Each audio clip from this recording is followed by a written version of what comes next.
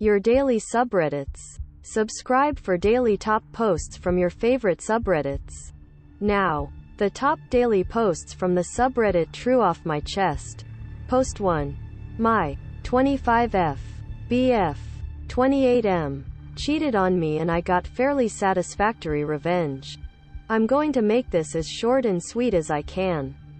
Basically, I 25F went through my BF's 28 phone. He had cheated on me with an ex and was telling her that he loved her so much and couldn't wait to be the stepfather to her children, and he was going to leave me for her. She knew he was with me and didn't care. We have been together for 7 months officially, but have been seeing each other for over a year now. We had plans to move in together and I had a lot of things at his house, including my cat, because I didn't want to leave her home alone all the time when I spent over 75% of my time at his house. So, I decided while he was at work to move all my things home. I took the key to my apartment off his key ring the night before. After moving everything out and telling him, he proceeded to freak out. He is a narcissist and he would gaslight me and all kinds of things. So he immediately tried to take control of the situation. I did not let him, and I think for the first time ever he was not in control and he didn't know how to handle, so he resorted to buying me things and begging for my love. Here it gets a little more complicated. Let's just say we had a really great time in the bedroom and we would like to make explicit content * to save for later. We had quite a few. So I agreed to stay with him in the condition that he blocked her, and I decided I was going to sneak in and delete everything off his devices. I did not move my things back in. This all happened 1 week ago, and tonight I got everything deleted off of everything in. Successfully ruined any kind of a relationship he may have had with the other girl. In their last convo she called him an a-hole and he told her I treated him the best and loved him. And it wasn't worth losing me over. So I am now going to leave this relationship knowing that my content is no longer in his hands and that he most likely will be alone completely as well because she hates him too now. That is my whole story. I just really wanted to share with someone else that may appreciate it with me. TL. Dr. My 25F BF 28M cheated on me and was going to leave me for another woman.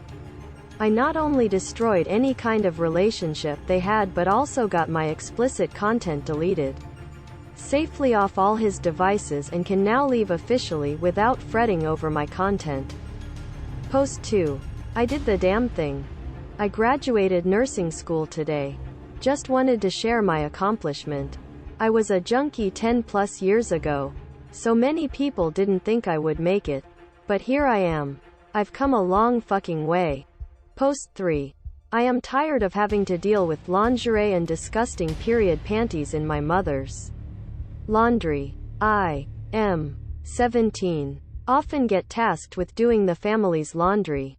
And for some reason, my mom does not find it weird that her 17-year-old son has to handle her dirty lingerie and stained period panties. I find it pretty disgusting.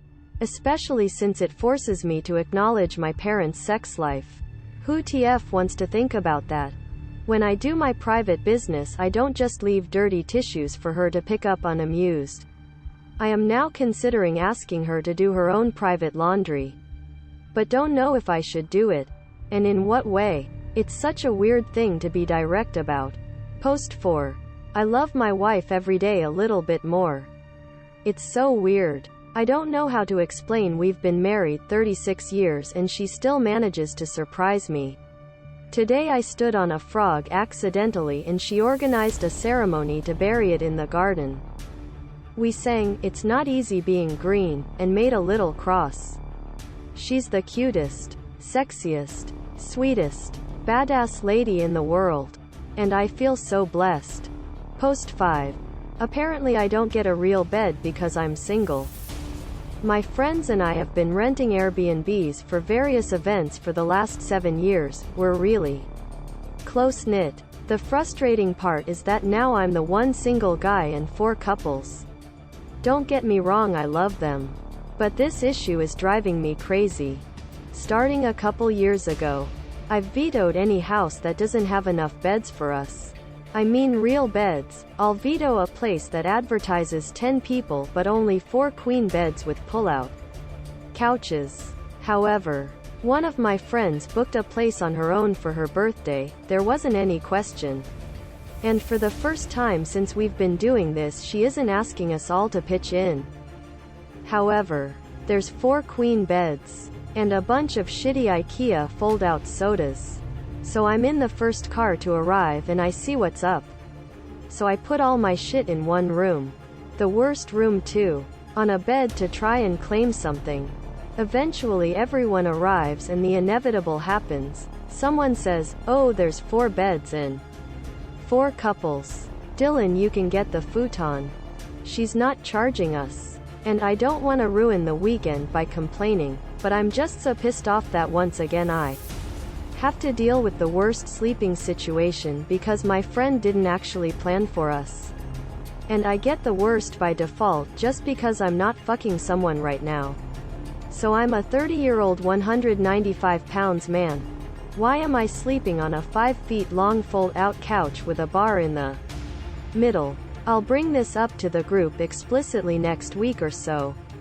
But I just need to bitch right now.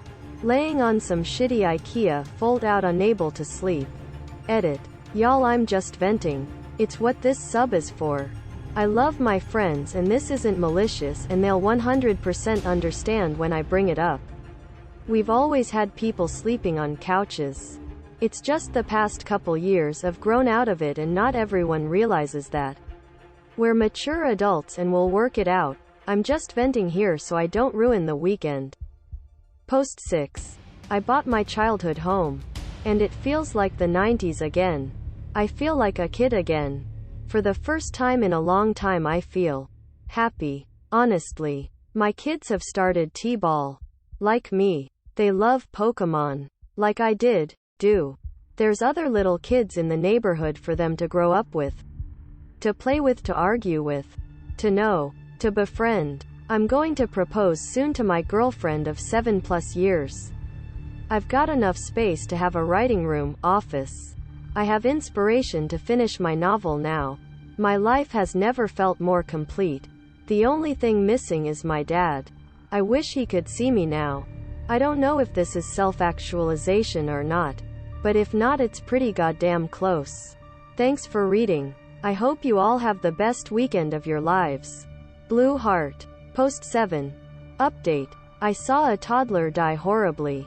I read the comments a lot and I got the courage to finally tell my wife about why I acted the way I did when she gutted the fish. I sat down with her on the couch after telling her I need to tell her about something that is causing me pain.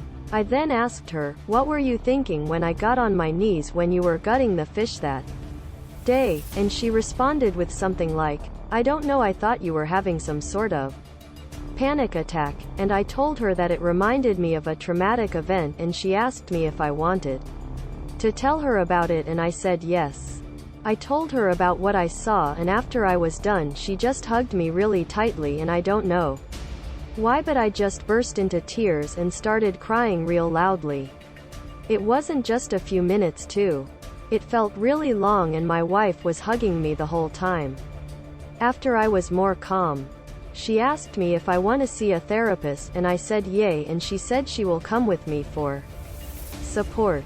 It feels like a huge weight has been lifted off my shoulders and all that crying has me feeling much better. I also should do something really nice for my wife. That's it for this time. Subscribe for more daily top posts from your favorite subreddits. Have a great day.